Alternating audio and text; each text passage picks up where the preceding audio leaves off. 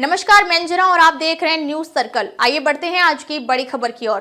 पूर्व सांसद ब्रजभूषण सिंह का गोंडा दौरा। खबर यूपी के गोंडा से है, जहां पर पूर्व सांसद ब्रजभूषण सिंह एक दिवस दौरे पर गोंडा पहुंचे।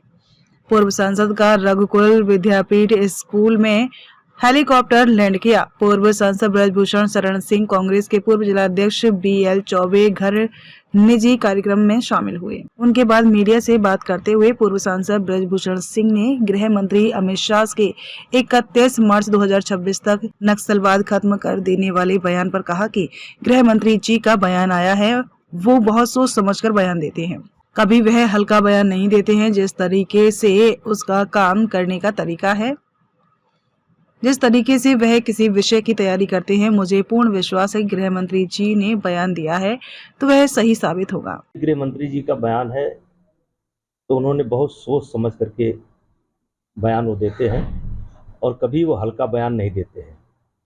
और जिस तरीके से उनका काम करने का तरीका है और जिस तरीके से वो किसी विषय की मॉनिटरिंग करते हैं, तैयारी करते हैं, तो मुझे पूर्ण विश्वास है कि गृह मंत्री जी ने अगर बयान दिया है तो सही साबित होगा। वहीं राहुल गांधी के बयान की आजादी ब्रिटिश सरकार ने दिलाई, पर ब्रजभूषण शरण सिंह ने कहा कि देश के लोगों ने गांधी जी के नेतृत्व में सभी इकट्ठा हुए और अपने अपने ढंग से सब लोगों ने सहयोग किया। हर धर्म, हर जाति, हर समाज के लोगों का सहयोग रहा है, तब आजादी मिली है। इसके बाद हिंदू और मुस्लिम की आबादी के हिसाब से देश का बंटवारा हुआ। कुछ लोग पाकिस्तान चले गए, जिसमें अयोध्या में प्रभु श्री राम की मूर्ति रखी गई। उस समय कांग्रेस की सरकार थी, जिसमें तालाब खोला गया। उस समय उनके पिताजी ही प्रधानमंत्री थे। चुनाव की शुरुआत में सबसे पहले शिलान्यास कार्यक्रम कांग्रेस ने किया था, बाद में वह पीछे हट गए जब उनकी विचारधारा जो थी आज नहीं है। यह तो देश को धोखा देने की बात हो रही है। आज की तारीख में कांग्रेस की कोई विचारधारा ही नहीं है। कांग्रेस की कोई विचारधारा होती तो देश में ऐसा माहौल नहीं होता। नेता प्रतिपक्ष की भूमिका आज के समय में है ही नहीं। उनके अगल बगल थर्ड फ्रंट कह सकते हैं या एक गैंग हुआ करता था। अफजल हम शर्मिंदा हैं, तेरे कातिल जिंदा है, यह वह विचारधारा जो दिल्ली यूनिवर्सिटी में होती थी, जो देश के खिलाफ नारे लगाते थे। आज उन्हें विचारधारा से उन्हीं लोगों से राहुल जी गिरे हुए हैं। कांग्रेस की विचारधारा कभी राम के विरोध में रही थी, कभी रहीम के विरोध में रही थी। गांधी जी का प्यारा भजन था रघुपति राघव राजा राम, पतित पावन सीताराम। गांधी जी का भजन था रामराज की परिकल्पना थी। आज यह किस विचारधारा की बात करते हैं? आज राहुल गांधी की कोई विचारधारा ही नहीं है। जिस तरीके से राहुल गांधी बयानबाजी कर रहे हैं कि हमारी विचारधारा की लड़ाई है, उन्होंने कहा कि कांग्रेस ने तो ब्रिटिश से आज़ादी दिलाई, भाजपा और आरएसएस का क्या लोग। देखिए, यहीं पर वो गलत है, यहीं पर वो गलत है। एक समय था कि पूरे देश के लोग कांग्रेस के नेतृत्व में यानी गांधी जी के नेतृत्व में इकट्ठा हुए और अपने अपने ढंग से सब ने सहयोग किया। हर जात, समाज, धर्म, सब लोगों ने मिलकर के सहयोग किया। देश को आज़ादी मिली। आज़ादी मिलने के बाद हिंदू और मुस्लिम के आधार पर विभाजन हुआ। कुछ मुसलमान चले गए, कुछ मुसलमान यहाँ पर रह गए। और वो किस विचारधारा की बात करते हैं? जैसे जिस समय राम जन्मभूमि मंदिर में मूर्ति रखी गई, सन 1950 या 49 में रखी गई, उस समय कांग्रेस की सरकार थी। जिस समय ताला खोला गया, उस समय उनके पिताजी ही प्रधानमंत्री थे और उस समय ताला खोला गया। फिर चुनाव की शुरुआत में सबसे पहले शिलान्यास का कार्यक्रम कांग्रेस ने ही किया था, बाद में वो पीछे हट गई। तो क्या तब उनकी विचारधारा जो थी आज नहीं है?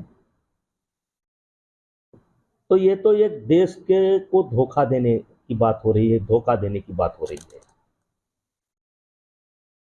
और हम इस निष्कर्ष पर पहुंचते हैं कि कांग्रेस की आज के तारीख में कोई विचारधारा ही नहीं। अगर कांग्रेस की कोई विचारधारा होती तो देश में यह माहौल नहीं होता। उनकी कोई विचारधारा है ही नहीं। ये नेता प्रतिपक्ष क्या होता है, इसकी भूमिका आज के तारीख में है ही नहीं। और उनके अगल बगल जिसे थर्ड फ्रंट कह सकते हैं, या कुछ जिसे एक गैंग हुआ करता था, अफजल हम शर्मिंदा हैं तेरे कातिल जिंदा हैं, या वो विचारधारा जो दिल्ली यूनिवर्सिटी में होती थी, जो देश के खिलाफ नारे लगाते थे, आज उन्हीं विचारधारा से, उन्हीं लोगों से राहुल जी घिरे हुए हैं। कांग्रेस की विचारधारा कभी राम के विरोध में रही थी, कभी रहीम के विरोध में नहीं थी। गांधी जी का प्यारा भजन था, क्या था भैया? रघुपति राघव राजा राम, पतित पावन सीताराम। ये गांधी जी का ये भजन था। राम राज की परिकल्पना थी। तो आज ये किस विचारधारा की बात करते हैं? और मूल निकाला जाए तो आज राहुल गांधी की कोई विचारधारा ही नहीं है। वहीं दिल्ली सरकार ने बजट पेश किया, उसको लेकर के आतिशी ने कहा कि बजट हवाई है। उस पर ब्रजभूषण ने कहा कि विपक्ष का काम है, वह सवाल उठाएंगे, उस पर हम कोई टिप्पणी नहीं करना चाहते हैं। अच्छा नेताजी, जिस तरीके से दिल्ली में भी बजट पास हुआ है और वहाँ की आतिशी ने खिल्ली उड़ाते हुए कहा है कि ये बजट हवाई है और सरकार कहाँ से इतना पैसा ले आई, कैसे देखते हैं? चलिए, विपक्ष का काम है कहना और सरकार का काम है लाना, और उस पर हम कोई विशेषज्ञ है नहीं कि हम टिप्पणी करें। वो विपक्ष में है, वो अपना काम कर रही हैं, सरकार अपना काम कर रही है। वहीं जब राहुल गांधी के आरोप की सदन में हमें बोलने नहीं दिया जाता है, ब्रजभूषण शरण सिंह ने कहा कि उनको सदन में बोलने से कोई नहीं रोक सकता। उनके पार्टी के नेताओं को बोलने का मौका मिलता है, सब बोलते हैं, आधे आधे घंटे बोलते हैं। लोकसभा और राज्यसभा के अंदर तमाम ऐसे अवसर आते हैं।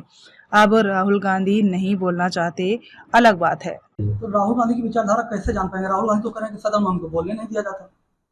जब बोलेंगे नहीं तो विचारधारा कैसे पता चलेगी? नहीं, उनको कोई नहीं रोक सकता। एक बोलने की प्रक्रिया होती है और उनके पार्टी के नेताओं को बोलने का मौका मिलता है। सब बोलते हैं, आधा आधा घंटा बोलते हैं। लोकसभा और राज्यसभा के अंदर तमाम ऐसे अवसर आते हैं जिस पर अपनी बात आप कह सकता है। हाँ, ये कह सकते हैं कि अब राहुल गांधी नहीं बोलना चाहते तो कौन जबरदस्ती कौन बुलवाएगा, लेकिन राहुल गांधी अगर बोलना चाहे तो कोई उनको रोकता नहीं है। अब तक के लिए बस इतना ही, फिर मिलते हैं एक ऐसे ही बड़ी खबर के साथ। तब तक के लिए नमस्कार और देखते रहिए न्यूज सर्कल। अगर आपको वीडियो पसंद आई हो तो लाइक करें व शेयर करें। ऐसे लेटेस्ट अपडेट पाने के लिए बेल आइकन प्रेस करना ना भूलें। अगर आप हमें फेसबुक या फिर इंस्टा के माध्यम से देख रहे हैं तो हमारे पेज को फॉलो जरूर करें। धन्यवाद।